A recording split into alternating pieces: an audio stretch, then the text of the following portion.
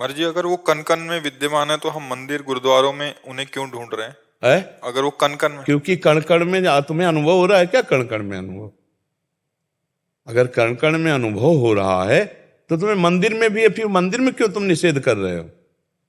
शुरुआत की जाती मानी संख्या 1, मानी संख्या 10, मानी संख्या 12। जब सवाल हल नहीं होता था तो मानी संख्या की गई ना। हमारा सवाल हल हो नहीं रहा, तुमने मानी संख्या परब्रह्म गुरुदेव, मानी संख्या श्री विग्रह, मानी संख्या मंदिर, मानी संख्या अमुक, वहीं से सवाल हल हो जाएगा। एक जगह कहीं मान लो। तो जो मंदिर में मान रहे हैं भगवान को और तुम मान रहे हो कण कण में, तो वो कण कण वाला मंदिर में नहीं है क्या? तो तुम्हारी बुद्धि निषेध क्यों कर रही है?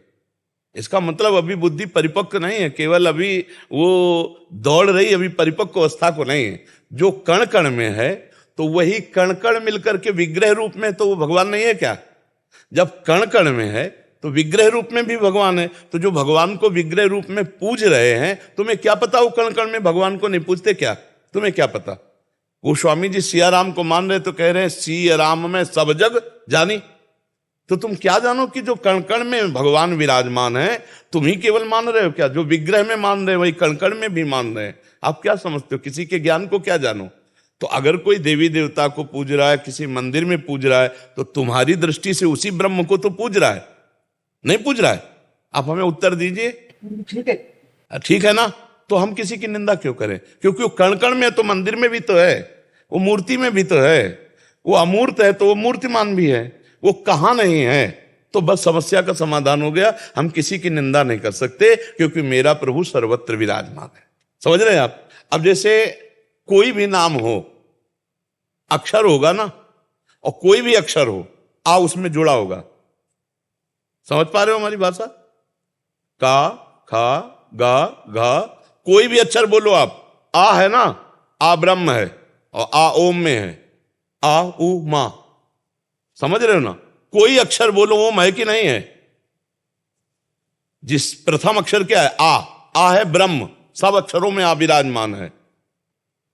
उपासना जब हम शुरू करेंगे कहीं सही ढंग से, तो निंदा स्तुति का कोई सवाल नहीं बनता। वही एक तत्व है।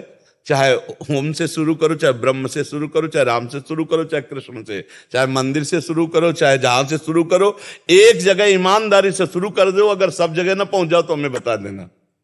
सब जगह पहुंचने के लिए हम फैले हैं। अब पहले एक जगह शुरू करते, माता से शुरू कर दो, पिता से शुरू कर दो, कहीं से शुरू कर दो। ये मेरे भगवान हैं, ये मेरे ब्रह्म हैं, बस दूसरे की तरफ देखो मत और चल दो। अगर देखो सर्वत्र ना दिखाई देने लगे तो मुझे बताना। जब सच्चा ज्ञान होगा तो सर्वत्र दिखाई दे। वही मूर्ति में है, वही अमूर्त है, वही निराकार है, वही साकार। जब एक है तो वही निराकार। अब चूंकि तुम निराकार को मान रहे हो तो साकार वाले की निंदा कर रहे।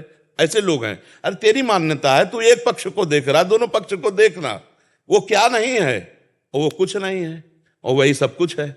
ये जिसको ज्ञान हो गया वही सच्चा ज्ञानी है। और नहीं तो लड़ाई झगड़ा करते रहते हैं। वो निराकार हो, साकार हो, सगुण हो, निर्गुण, और वो कुछ नहीं है।